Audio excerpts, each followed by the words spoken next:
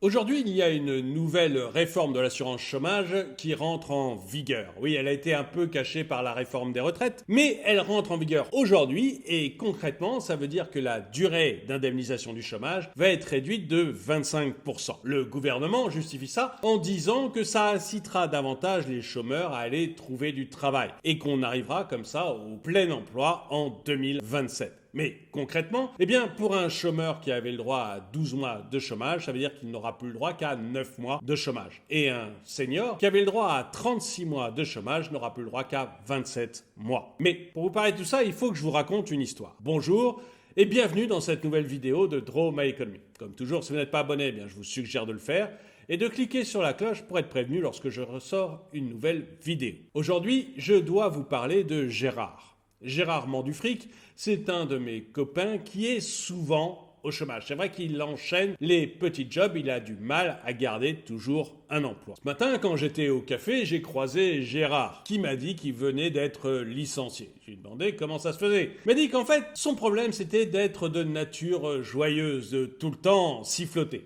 Et c'est vrai que son dernier job, c'était un job de croque-mort.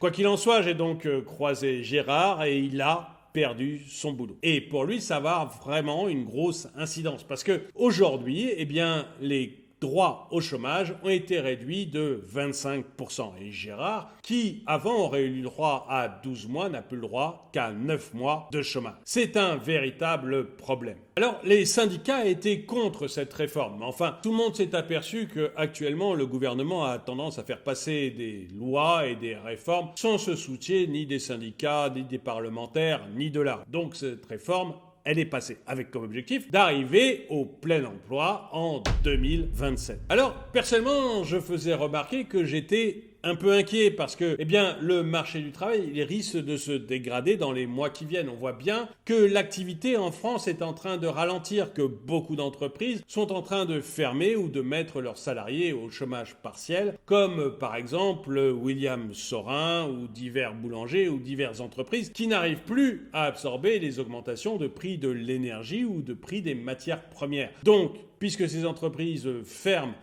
on va avoir un chômage qui va augmenter. Et j'étais en train de dire comme ça à tous ceux qui étaient dans le bar que ça serait vraiment un problème si beaucoup de chômeurs risquaient de se retrouver comme ça avec 25% de droits au chômage en moins, alors qu'on était dans une période où le chômage allait probablement augmenter. À ce moment-là, Paul, que vous connaissez tous, Pôle emploi, m'a dit que non, qu'a priori, les règles du chômage pouvaient changer. En fait, si le chômage augmente de nouveau, automatiquement, la durée d'indemnisation va augmenter. Ce qui devrait éviter de se retrouver face à une catastrophe, un chômage qui monte et en même temps une durée d'indemnisation qui baisse. Et oui, parce que si le chômage monte alors que la durée d'indemnisation baisse, vous allez vous retrouver avec un maximum de SDF. C'est pas qu'ils n'auront pas traversé la rue pour trouver un emploi, c'est qu'ils auront traversé l'emploi pour se retrouver à la rue.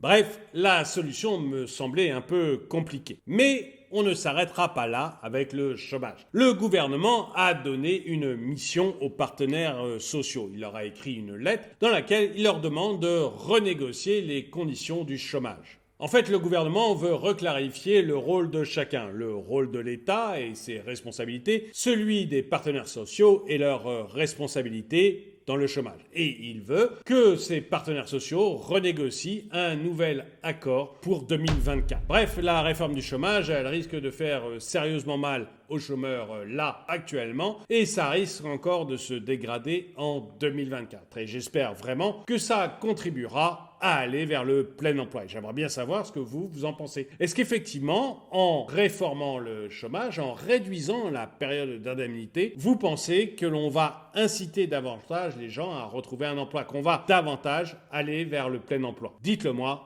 dans les commentaires. Alors, certains vont me demander ce qui est arrivé à Gérard. Gérard, au bout de quelques bières, il m'a avoué qu'il ne voulait pas retrouver un emploi salarié. Lui, il veut devenir restaurateur. Il a une idée de restaurant qu'il appellerait Maqueux Mickey. Je lui ai fait remarquer que ça avait peu de chances de réussir avec un nom pareil, mais il m'a dit qu'il avait déjà un concurrent qui marchait très bien, Maqueux Donald. Quoi qu'il en soit, donc, Gérard est plein de projets. Et le dicton du jour, au lieu de reculer l'âge de départ à la retraite, faudra avancer celui de trouver un boulot. Merci d'avoir regardé cette vidéo, mettez-lui un pouce vers le haut, commentez-la, partagez-la. Merci à tous ceux qui soutiennent la chaîne et je vous dis à très bientôt.